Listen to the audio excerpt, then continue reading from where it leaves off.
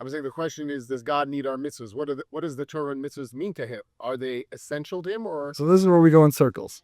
We both agree that God chooses to communicate to us that he needs his mitzvahs. He wants us to do mitzvahs with a feeling he needs our mitzvahs.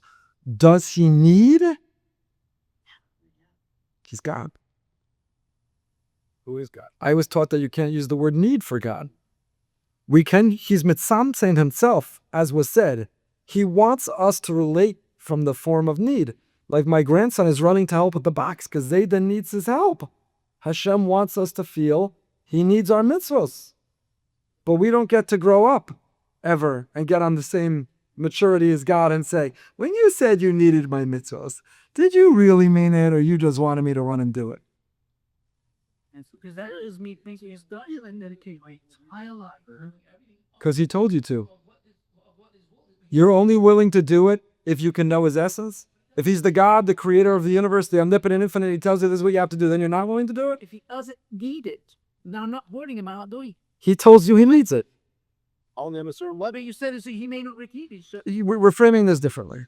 When my grandson goes to my daughter, his mother, and says, Zayda said he needs my help. Does he really need my help?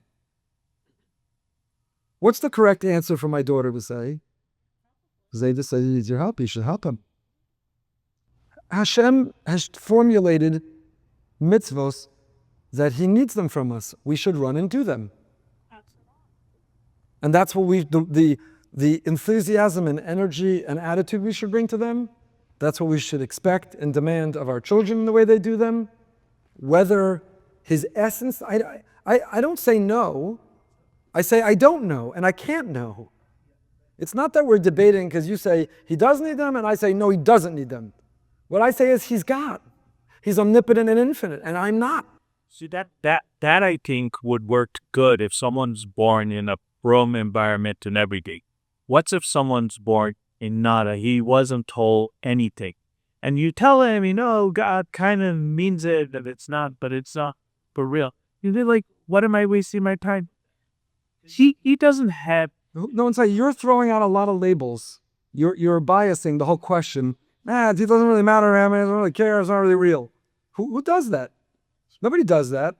When you're introducing people to Torah, you say, Moshe emes v'sorasa. Emes, this is the emes of the world. He gave us a blueprint for how to live the most meaningful and purposeful life. This is our mission. This is what he wants from us. This is emes. This is truth.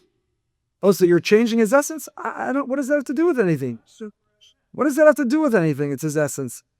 This is what I have to do. It's the most meaningful life. It's why he created the world. It's what he expects from me. It's my mission and my purpose. Why do I have to go to that place of knowing his essence, changing his essence? Because it's meaningful when someone actually cares about it. It's not. But you're superimposing to the someone, God, your emotions and experiences. No. He's not a someone. It's not I'm not imposing on Hashem anything.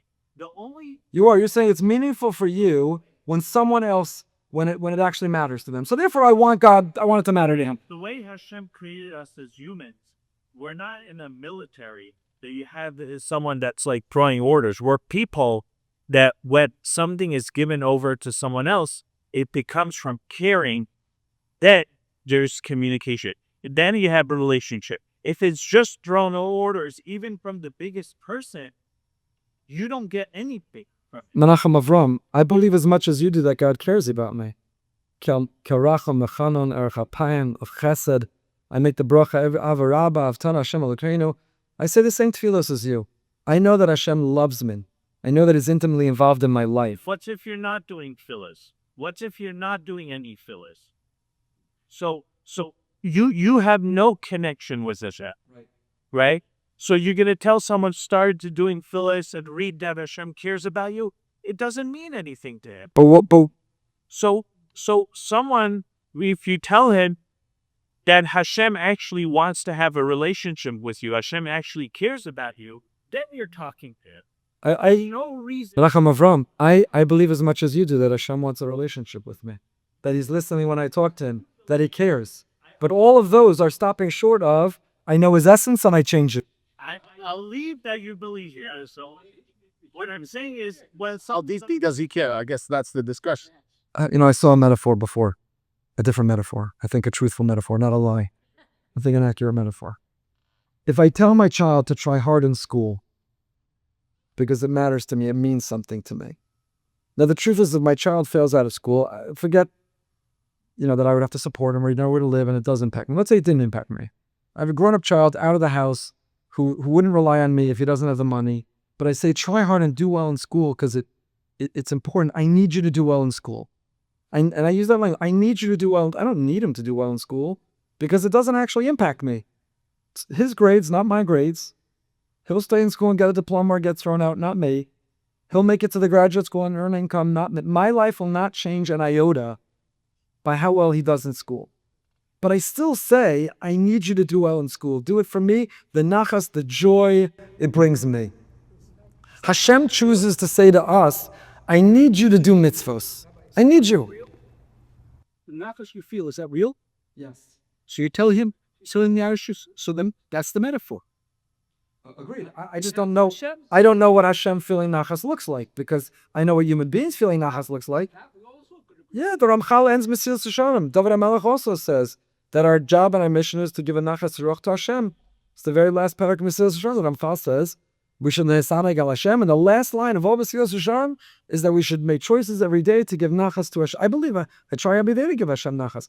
The difference is I say I'm trying to give Hashem nachas, and when I think about the nachas I'm giving Him, I think about the nachas that I get.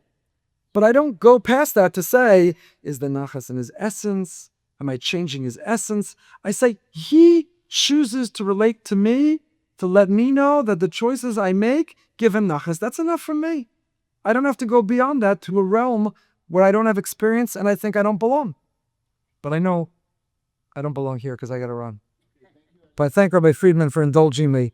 And I hope everything was with respect. It was all met with great respect. Let's go back to your question. Yeah, What difference does it make? that's an important question. Yeah. So I think everybody would agree.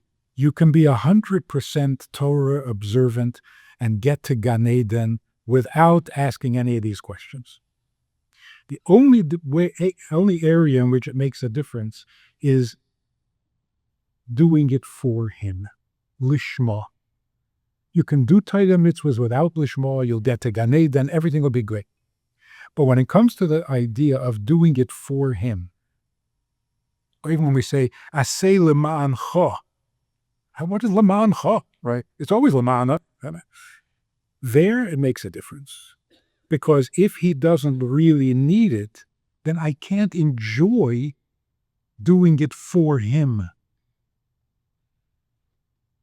So the Lishma area, it makes a difference. I understand. I believe that from my perspective, you can also say Lama'ancha, and that it's Tzarech Gavoa, and all the language that Hashem gives to us to use, that it matters to Him, without knowing that it essentially matters. And what I mean by that is, if my boss says to me, I'm not talking about my wife here, or Rabbi Moskowitz, if my boss says to me, Ephraim, I need you to do this thing for me, I can draw tremendous satisfaction in doing it and giving it, and if they say, thank you, I needed it, without ever discovering whether they really, really be'etzem needed it, or they wanted me to do it so they told me they needed it.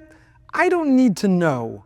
All I need to know is they communicated they needed it, I got it done, they gave me the feedback that they were grateful because something they needed I got done, and that feels great. Do I have to investigate further to decipher, did they be'etzem need it? Did they truly need it? Did it change them in the way? I don't need that. So I think we can get to Lishma and Lamancha and Tzorach Gavoa as the way Hashem communicates to us, and then to run to feel He needs it. And then He says, I just got nachas. You did what I needed, and I have tremendous nachas. And I can stop short of needing to know, but hold on. Let me in further. Let me into the most intimate recesses. Rabbi Moskowitz, take me with you to a therapist. Let's go under psychotherapy, and let's go figure out whether you really, really, really needed it, or you just told me you needed it. No, you told me you needed it, and that's good enough for me. And the nachas you got from it, that's good enough for me. And I don't need to get into how deeply and how authentically and how genuinely and how really you needed it. You told me you needed it. You told me you got nachas as if you needed it. I feel good about having done it. What's next? Where am I needed next? You feel good for having done it, and you will go to Gan Eden. but there's no joy in satisfying her because you're not even sure she needs it. No, I'm sure she told me she needs it. So you're sure that she needs it. I'm sure she told me she needs it. I think that would be a crisis. If I find out that my wife keeps saying I need and she doesn't need, I think this would be... First of all, there's so many levels of need. Right, but it's real. How real? Okay, fine. But if it's not real, and I know it's not real because she can't possibly need this, I hear that, but I also come back to the fact that the expectation of our relationship with God is different than our expectations with humans. it's okay.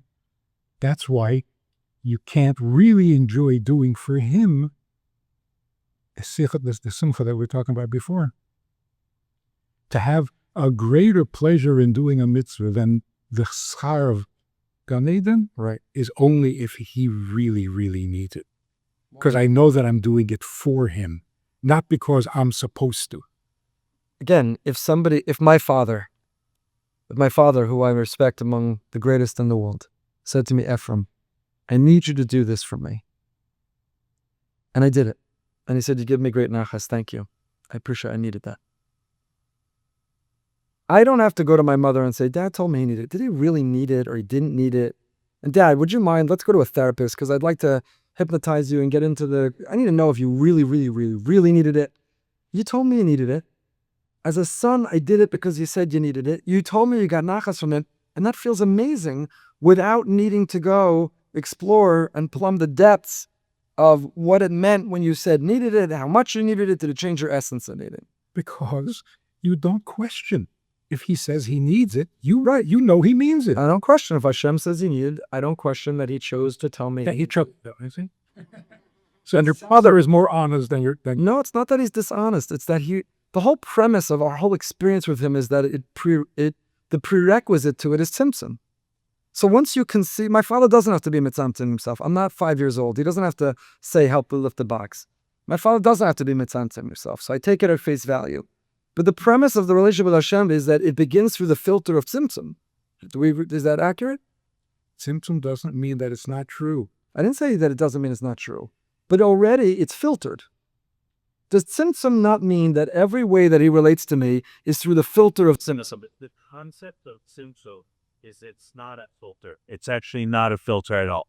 And the proof is that if Hashem just did the tzimtzum and stayed where it is, then you would be right that that's what Hashem, he wants to hide himself. But Kabbalah says, Chazar Beheir. Hashem went and brought back the light. What does that mean? He did not filter that light. That light, Then why did he have to be mitzamtzim? maybe the amount of light, but it's like a small slice of an apple is an apple. It's not any less than a bigger apple. So when Hashem says, when it says Kabbalah, Chazar Beheir, that the light came back, it's the same exact quality of light, no compromises. Why did he have to be mitzamtzim? So why did he do the tzimtzum? He did the tzimtzum in a way that after that you could build ishtalshus. But the whole point is that the Chazar Beheir is he did not change the quality of light. So there's no... So let me rephrase. For whatever reason he needed or wanted to be mitzamtzim means by definition it's a different relationship. The other relationships in our lives did not require a prerequisite of tzimtzum. This one did. That means that these aren't the same. And to be continued. Rabbi Friedman. I just wanted to say thank you, obviously, and how ironic we're sitting under Ivdu Es Hashem B'Sukkah. Absolutely. Does the Rav want to give the Tanya shir tomorrow? We have to have a guest give the Tanya shir. On Zoom. No, but maybe that's a good point. Ellie, 1 second. And 1 minute, because you're teaching Tanya. Maybe obviously Rabbi Friedman's been teaching Tanya for close to 50 years. Maybe, as you said, you're still just learning it now, teaching it for the first time. Is this taught in Tanya? Like, and if somebody hasn't learned it, maybe... Am I going to make my way through Tanya and then do this again and say, Rabbi Friedman, it was all in there. You're 100% right. I was wrong. Is it in Tanya? I hope so. I thought it... Yeah, it's in Tanya. In this language, in this... Yeah, actually, I'm going to tell you something. I asked this guy who teaches Tanya very, very nicely. I said, can you sum up Tanya in one sentence? He says, I can sum it up in one word. I said, whoa, that's impressive. What is that word? He said, the word is mamish. We all know that you have to love your fellow Jew. The Tanya says that means mamish. Right. It's not, make like you love. Either you do or you don't. It's mamish. Or you should feel humble before every person. And we all know that. The Tanya says, no, mamish. Right. The Tanya makes God very real. Okay. I'm looking forward to part 3 of our conversation. All right, Yoni, thank you. And thank you to all those who came in person.